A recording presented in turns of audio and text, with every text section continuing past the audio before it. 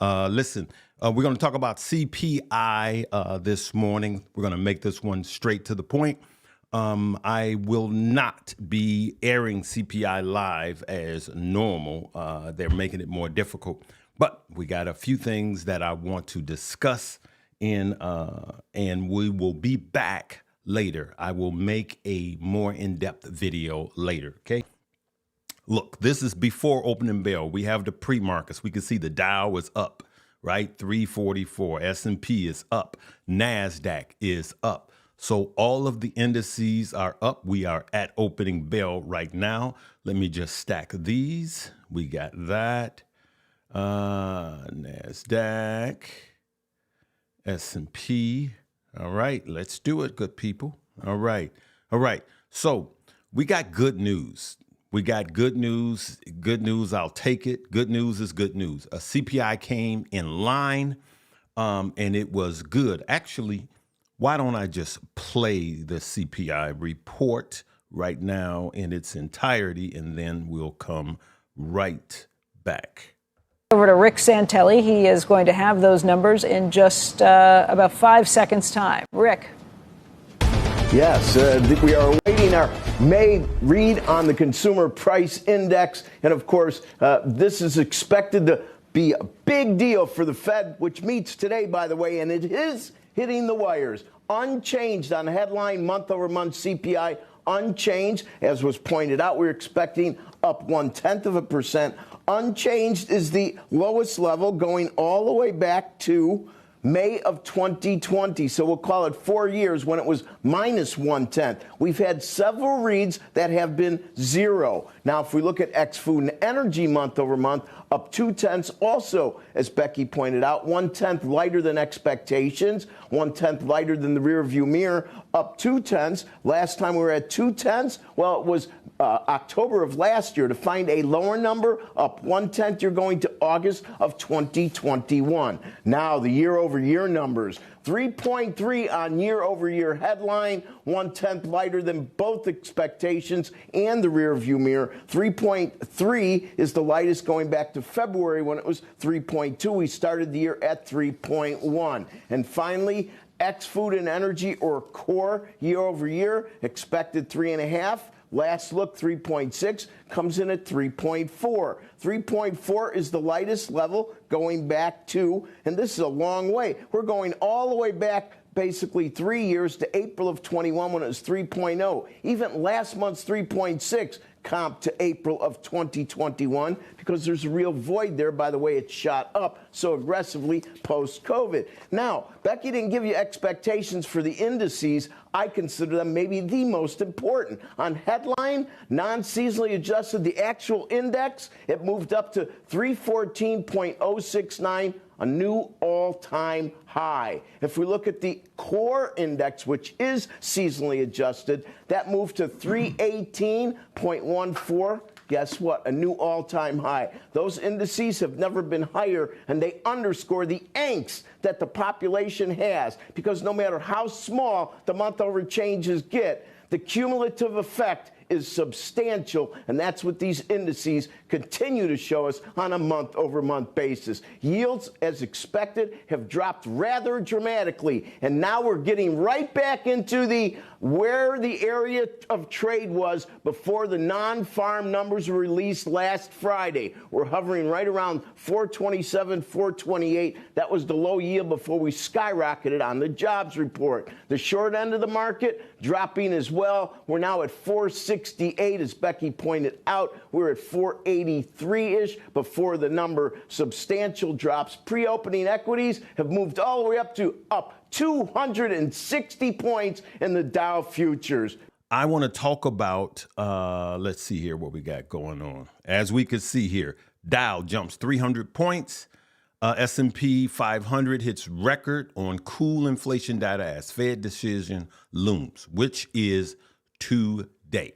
The Fed will be coming to us today and let us know what his decision is going to be as far as cooling, staying neutral, or raising interest rates, right? So we are good. Yes. Good morning, good people. So we are good. So I just want to tell you guys this, and this is why I got on. All right. Let's just start with Bitcoin. I know the last four Bitcoin, actually the last five, but the last four that I was looking at last night, every time the day before CPI, Bitcoin takes a dump. This is how you can make money.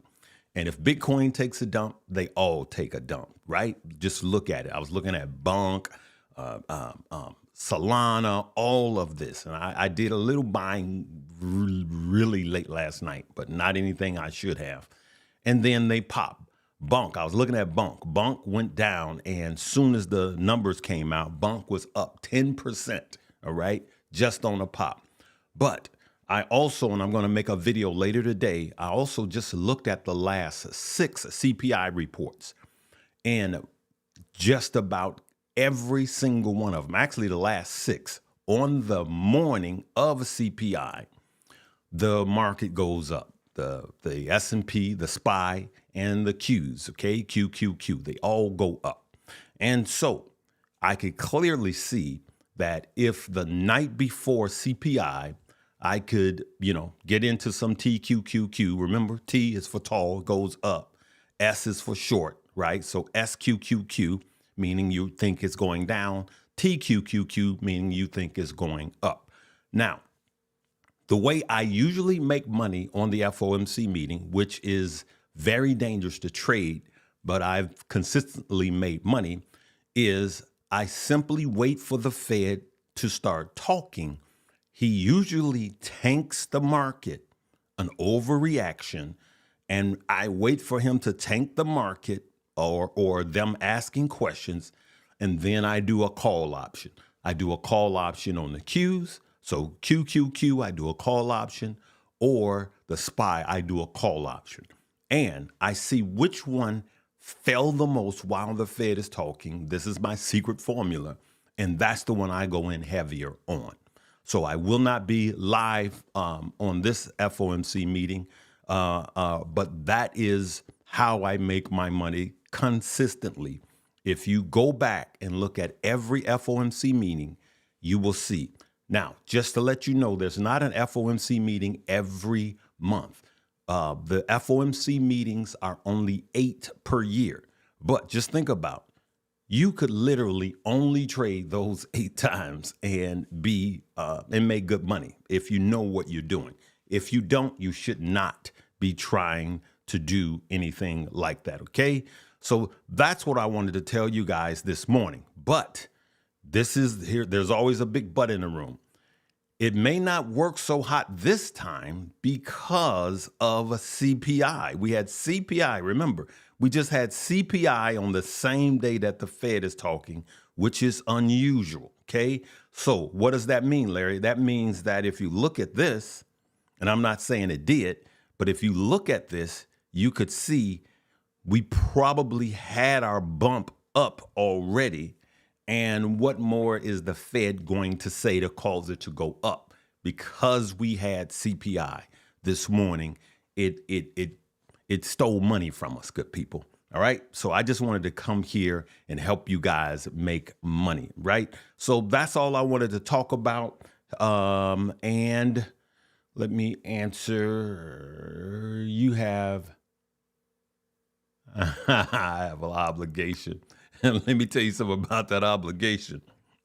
I got a strike, and if I get another strike, my page is gone. So I can. I enjoyed doing it for you guys, but they're trying to shut me down, good people. So I got to be careful. I got to be a good boy for a few minutes. All right.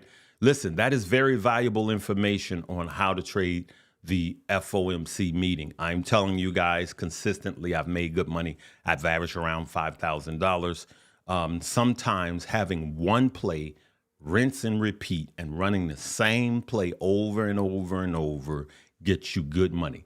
I'm going to continue to run this play until they change the rules, okay? But here's where you can mess up by taking all of your money and YOLOing in like it is a 100%. No.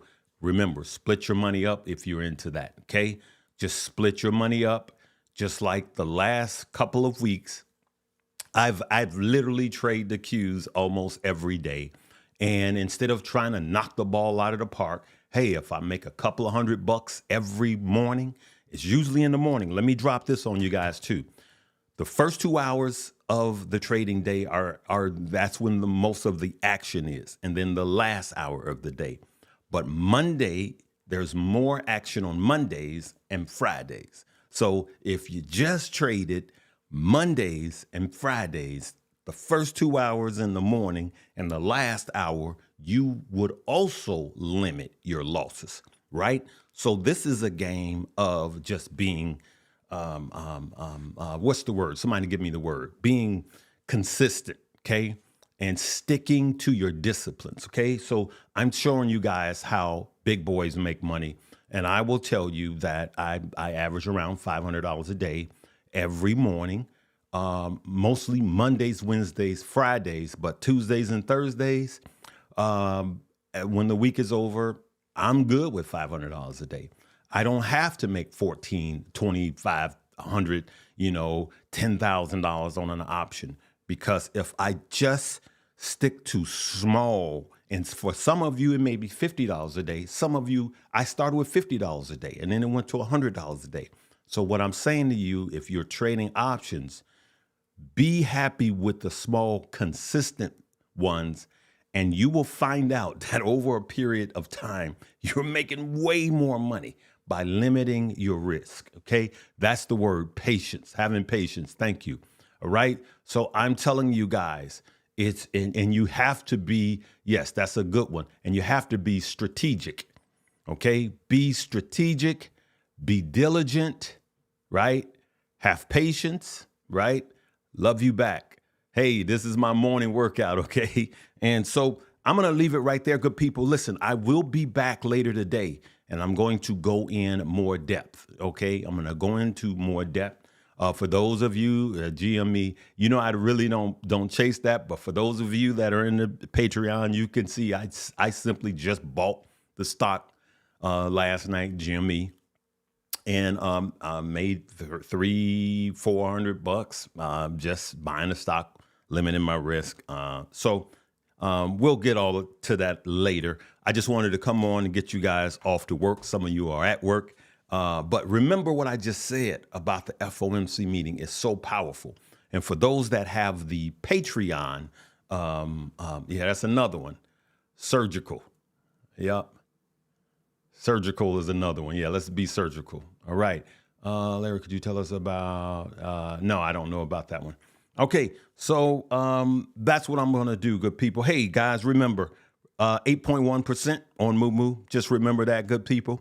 Just remember that, $100, you're going to get 5 free stock. $1,000, you're going to get both 15 free fractional shares. Okay, that's going to be on this video. It's going to be the top link.